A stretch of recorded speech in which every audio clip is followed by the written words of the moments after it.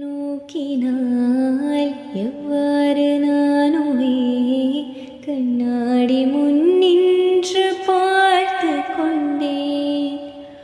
ஒன்றாக செய்திட ஒரு 100 நாடகம் ஒத்திகைகள் செய்து எதிர்பார்த்திருந்தேன். எதிர்பாராமலே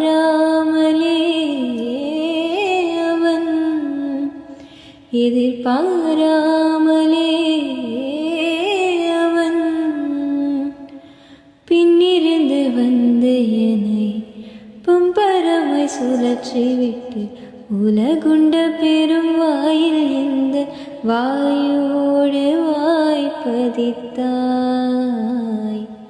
இந்த பூலோகம் என்றொரு பொருளுள்ளதே, இந்த பூங்கோதை மறைந்தாலே